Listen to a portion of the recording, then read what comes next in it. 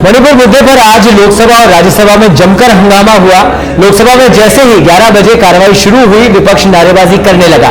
Speaker ने सदन 2 बजे तक के लिए स्थगित किया। उधर राज्यसभा में भी ऐसे हालात बने रहे। पहले 12 बजे और फिर 2 बजे तक कार्यवाही स्थगित की गई। मणिपुर के मसले पर चर्चा की मांग को लेकर कांग्रेस और आप समेत विपक्षी दल स्थगन प्रस्ताव लाए। इससे पहले भाजपा संसदीय दल की मीटिंग में पीएम मोदी ने विपक्षी दलों के गठबंधन इंडिया पर बयान दिया।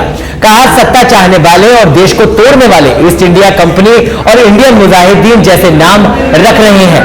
राज्यसभा में अपोजिशन लीडर मल्लिकार्जुन खड़गे ने पीएम के बयान पर ऐतराज जताया और कहा, हम मणिपुर की बात कर रहे हैं और प्रधानमंत्री इंडिया की तुलना ईस्ट इंडिया कंपनी से कर रहे हैं। खड़गे ने कहा कि पीएम मणिपुर पर बात करें।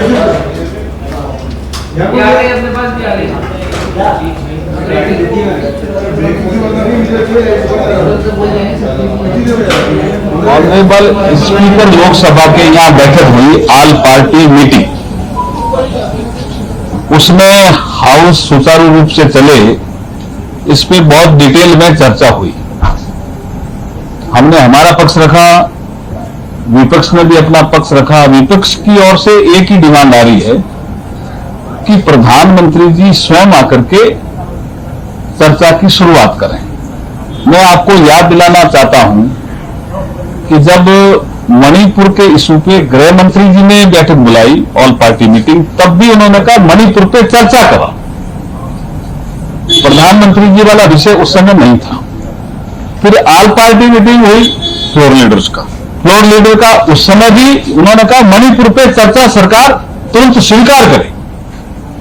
राजनाथ सिंह जी उसकी अध्यक्षता कर रहे थे, उन्होंने तुरंत स्वीकार किया। हाउस में आके बोला। मुझे लगता है जैसे आज प्रधानमंत्री जी ने कहा कि विपक्ष हताश है, निराश है प्रधानमंत्री जी की लोकप्रियता को लेकर के, इसलिए बहाना ढूंढ रहे हैं कि हम हाउस को डिस्टर्ब कैसे करें। जो एनडीए का 25th ईयर है,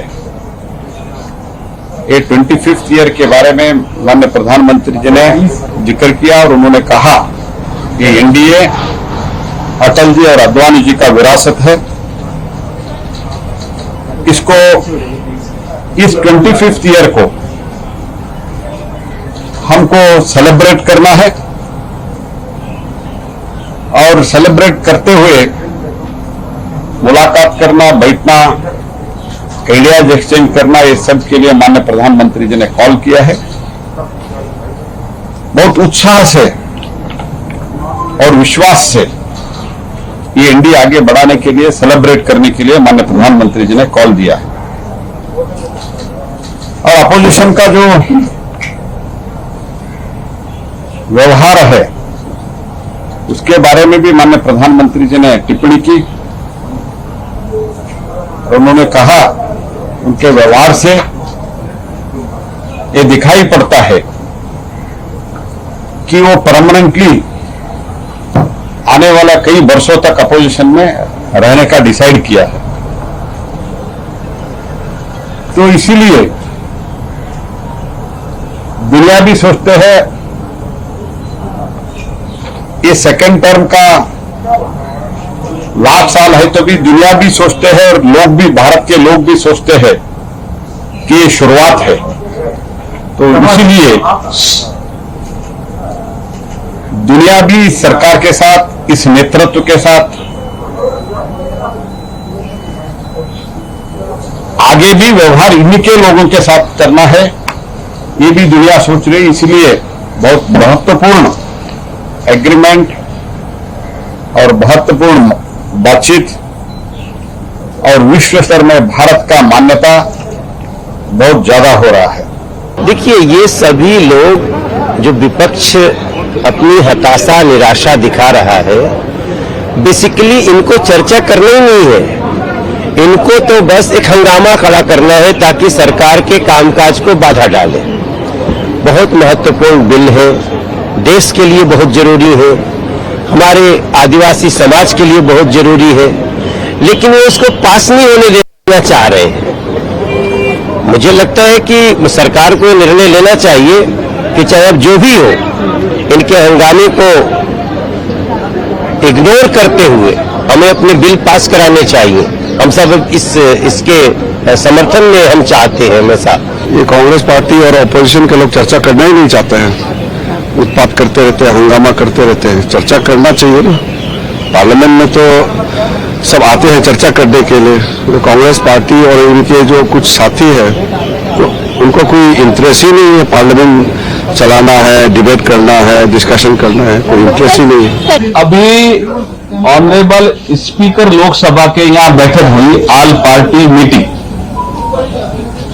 उसमें देखिए, हम मोदी साहब को सदन में आके मणिपुर पे आप वहां की स्थिति पे बोलिए, हम इंसिस्ट कर रहे हैं। लेकिन वो अपने पार्टी में ईस्ट इंडिया कंपनी की बात करते हैं। अरे भाई, मणिपुर पे बात करो, हमको बोल रहे ईस्ट इंडिया का याद उनको आ रहा अभी, क्योंकि चलो हमारा करता धरता चले गया, अब यहाँ कोई नहीं है। तो दूसरा और एक क्या है कि नाम बदलने से कुछ नहीं होता। ठीक है, नाम बदलने से कुछ नहीं होता, लेकिन नाम तो रखा जाता है। तो हमने इंडिया, ये जो नाम हमारे अलायंस पार्टी के लिए रखा, उनकी घबराहट क्यों? नाम में जब कुछ भी नहीं है तो घबराहट की बात क्यों हो रही है? संसद की परंपरा रही है कि जब संसद का सत्र चल रहा हो तो नाजुक और संवेदनशील मुद्दों पर प्रधानमंत्री को संसद के अंदर वक्तव्य देने की परंपरा है। ये पहली बार है जब प्रधानमंत्री संसद के बजाय बाहर का रास्ता चुन रहे हैं। संसद जनता की अभिव्यक्ति को प्रदर्शित करने का माध्यम है, ये कोई विशुद्ध सरकारी आयोजन नहीं है, लिहाजा सांसदों को बोलने से नहीं रोकना।